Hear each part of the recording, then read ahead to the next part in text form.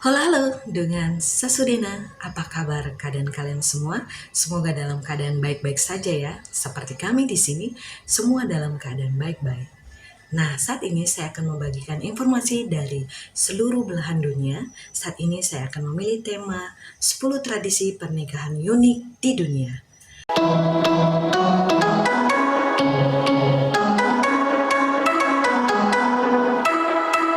Pernikahan merupakan upacara pengikatan janji nikah yang dirayakan atau dilaksanakan oleh dua orang dengan maksud meresmikan ikatan pernikahan secara norma agama, norma hukum, dan juga norma sosial. Upacara pernikahan memiliki banyak ragam dan variasi menurut tradisi suku bangsa, agama, budaya, maupun kelas sosial. Nah, penggunaan adat atau aturan tertentu kadang-kadang berkaitan dengan aturan dan hukum agama tertentu. Pengesahan secara hukum suatu pernikahan biasanya terjadi pada saat dokumen tertulis yang mencatatkan pernikahan ditandatangani. Upacara pernikahan sendiri biasanya merupakan acara yang dilangsungkan untuk melakukan upacara berdasarkan adat istiadat yang berlaku dan kesempatan untuk merayakannya bersama keluarga, teman, sahabat, dan sebagainya.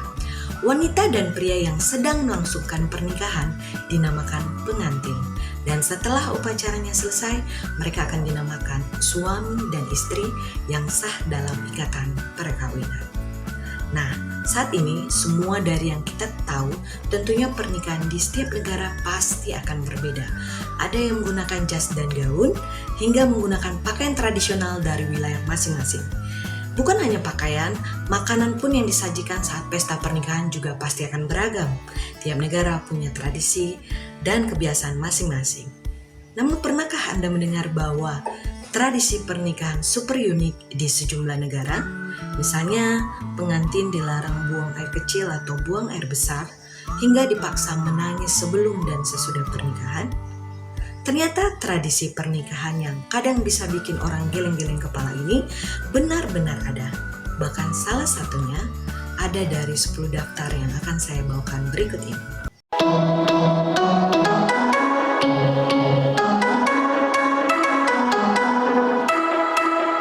Yang pertama yaitu negara Prancis. Di Prancis, ketika orang menikah, terutama bagi pasangan yang masih muda, akan menjadi bahan kelakar dan teman hingga keluarga. Tradisi ini bernama Charivari, dan tradisi ini sendiri sudah dimulai sejak abad pertengahan. Usai menikah, atau bahkan saat keduanya sedang berada di dalam kamar, teman dan keluarga akan berkumpul di rumah pengantin tersebut sambil memukul pot hingga wajan sambil berteriak-teriak dan bernyanyi-nyanyi. Pengantin baru harus keluar dan melayani pengunjung sambil memberikan makanan, minuman, makanan ringan untuk membuat mereka pergi. Dalam satu kasus ada yang lebih ekstrim. Jika pengunjung diabaikan, maka mereka akan masuk dan menculik pengantin pria dan meninggalkannya di suatu tempat yang cukup jauh.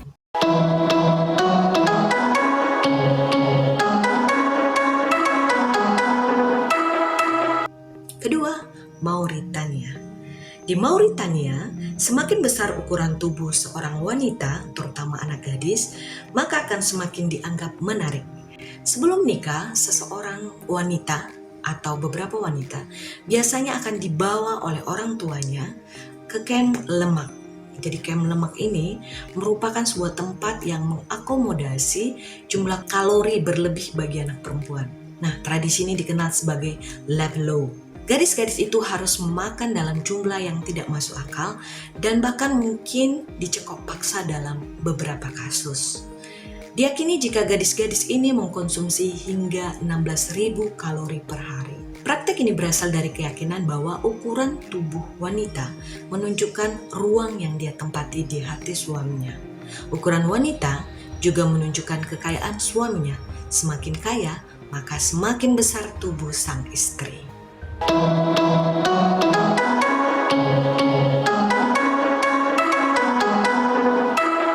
Ketiga, Swedia. Tradisi dari Swedia ini sendiri cukup bikin jantung deg-degan nih. Kenapa? Karena di hari pernikahan, jika tiba-tiba pengantin pria pergi meninggalkan acaranya atau ruangan, meskipun mungkin hanya ke toilet sebentar saja, maka setiap pria lajang yang menghadiri acara tersebut boleh mencium pengantin wanitanya. Wow. Begitu juga berlaku sebaliknya, di mana jika pengantin wanita meninggalkan ruangan tersebut dengan alasan apapun, maka wanita lajang yang hadir diperbolehkan mencium pengantin prianya. Wah, bahaya juga nih ya, dongan.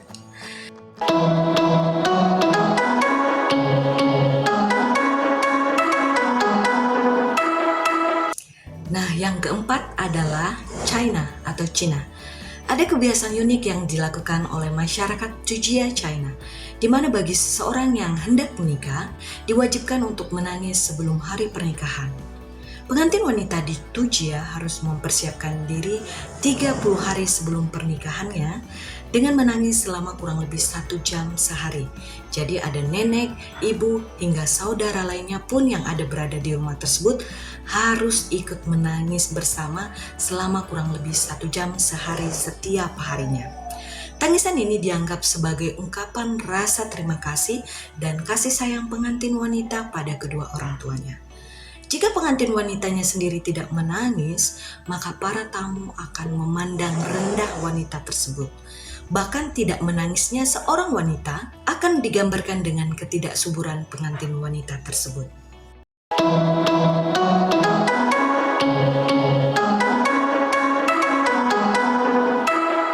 Yang kelima, Skotlandia. The Blackening adalah sebuah tradisi pernikahan tradisional yang berlangsung di Skotlandia. Tradisi ini disebut dengan tradisi menghitamkan pengantin, di mana kegiatan ini dilakukan sebelum hari pernikahan. Tradisi ini dilakukan dengan maksud membuang kesialan, sekaligus melatih kesiapan mental para calon pasangan pengantinnya. Nah, para pasangan yang hendak akan menikah ini disiram oleh keluarga atau teman dengan sesuatu hal yang bau serta menjijikkan. Mulai dari telur, bangkai ikan, makanan busuk, susu basi, lumpur, ataupun tepung. Nah, setelah itu mereka juga akan diikat di pohon dengan kondisi kotoran masih menempel di tubuh mereka. Jika kedua calon pengantinnya dapat bertahan, maka dipercaya mereka berdua juga akan mampu melalui rintangan dalam pernikahan kelak. Nah, Blackening sendiri sebagian besar dipraktekkan di daerah pedesaan di timur laut Skotlandia.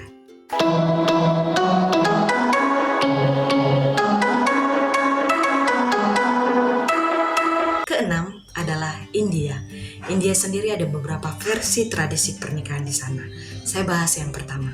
Di beberapa wilayah India terdapat kepercayaan bahwa anak perempuan yang lahir dalam perhitungan astrologi tertentu dianggap sudah terkena kutukan dan tidak boleh menikah. Pasalnya akan membuat suaminya meninggal lebih cepat yang dapat menjadikannya seorang janda. Maka dari itu, untuk menghapus kutukan tersebut, calon mempelai wanita harus menggelar ritual pernikahan dengan sebatang pohon. Bayangkan sebatang pohon. Nah, setelah itu pohon tersebut harus dipotong. Dengan begitu wanita itu boleh menikah dengan sang prianya. Oke, kita masuk season kedua. Bentuk pernikahan yang unik kedua adalah pernikahan di negara ini layaknya nanti akan melakukan festival. Kenapa festival? Karena pernikahan adalah hajatan besar dalam masyarakat India. Mereka akan mendedikasikan seluruh ornamen budaya seperti pernak-pernik hingga tarian dalam acara pernikahan. Tak ayal, pernikahan di India ini terkesan seperti festival karena dihadiri 500 hingga 1000 orang dengan dandanan warna-warni. Nah, secara berurutan, proses pernikahan di India dimulai dari acara tunangan yang mempertemukan kedua keluarga mempelai. Upacara bernama Mehendi ini digelar di rumah mempelai perempuan, diisi dengan acara adat tukar cincin dan seserahan. Sejak acara Mehendi, pengantin perempuan sudah didandani dengan pernak-pernik khas. Pergelangan leher, telapak tangan, pergelangan kaki, dan pinggul tidak akan lepas dari pernak-pernik logam yang menjadi ciri khas pakaian adat perempuan India. Pelaksanaan hari pernikahan akan diisi dengan upacara Varmala. Upacara ini berisi mengalungkan bunga satu sama lain sebagai simbol bahwa mempelai perempuan menerima calon mempelai laki-laki sebagai suami. Yang khas di India adalah adat mengambil sepatu. Mempelai perempuan mengambil sepatu mempelai laki-laki saat masuk ke mimbar pengantin. Pengantin laki-laki harus menyogok atau membujuk agar sepatunya dapat dikembalikan.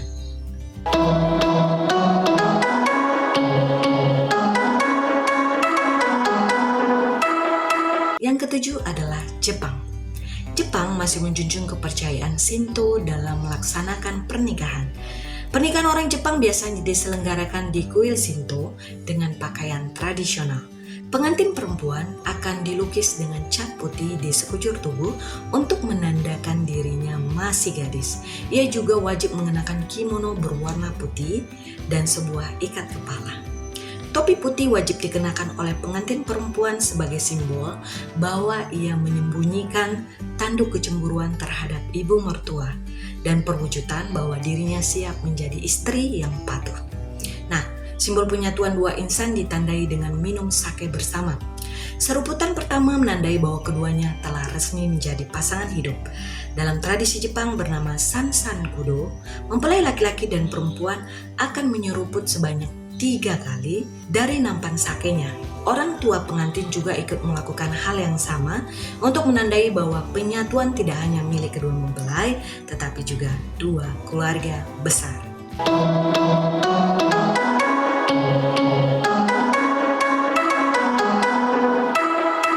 Kedelapan, Jerman. Seremoni pernikahan orang Jerman telah dimulai sebenarnya sejak lahir. Kenapa? Karena setelah melahirkan, orang tua akan menanam kayu sebagai bentuk harapan bahwa kelak ia akan tumbuh dan berguna. Jika sudah dewasa dan siap menikah, kayu akan dijual sebagai modal biaya pernikahan. Ketika waktunya akan menikah, kayu juga tidak bisa dilepaskan dari tradisi orang Jerman. Hari pernikahan akan diisi oleh sebuah seremoni potong kayu. Nah, pengantin akan diuji di hadapan para tamu undangan untuk bisa memotong satu bilah kayu dengan gergaji 2 sisi. Acara ini dimaknai sebagai unjuk kekompakan pengantin yang baru menikah agar mereka bisa melalui tantangan dalam menjalani kehidupan rumah tangga.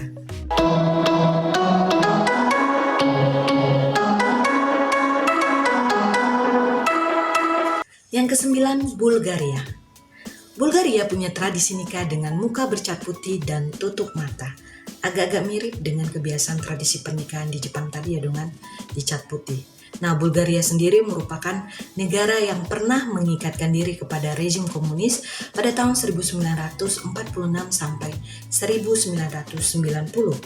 Namun di suatu desa terpencil bernama Ribnovo di pegunungan Rodope, hiduplah masyarakat dengan kepercayaan Muslim.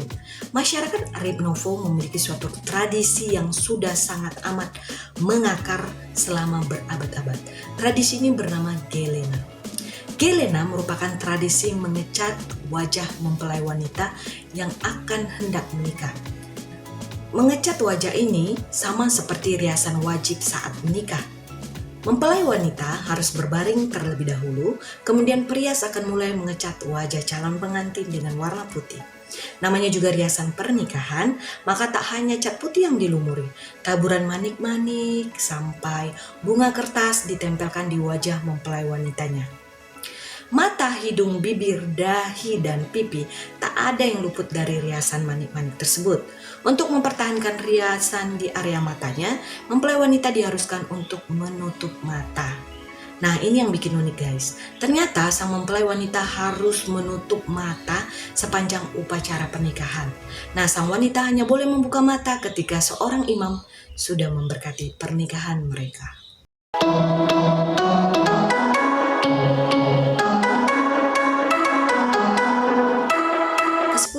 Indonesia.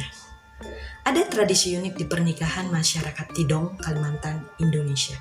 Nah, pasangan pengantin baru dilarang keras untuk masuk ke kamar mandi untuk buang air kecil atau buang air besar kurang lebih selama 3 hari. Itu berarti para pengantin ini sendiri harus menahan semua bentuk kotoran mereka selama 3 hari berturut-turut. Bayangkan, bahkan ada petugas yang sengaja menjaga pengantin dan menutup kamar mandinya. Selama periode ini mereka akan diberikan makanan dan minuman yang sangat minim. Konon apabila pengantin melanggar akan mendapatkan musibah, seperti misalnya perselingkuhan atau kematian buah hati mereka dalam usia muda. Setelah 3 hari barulah pengantin diperbolehkan melakukan aktivitas seperti biasa. Jika mereka berhasil melaluinya, maka mereka akan dipercaya mendapatkan keberuntungan dalam pernikahan yang kelak.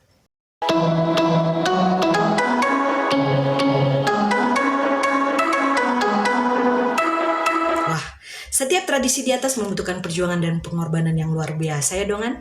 Menurut kamu, tradisi dari negara mana yang paling unik? Komen di bawah ini ya. Terima kasih sudah menonton video ini guys. Dan terima kasih juga. Please subscribe, like, comment, dan share video ini. Jangan lupa juga follow semua akun media sosial saya seperti Instagram dan Facebook. Dumaria Evi Huta Barat. Oke, sampai jumpa di video berikutnya. Horas!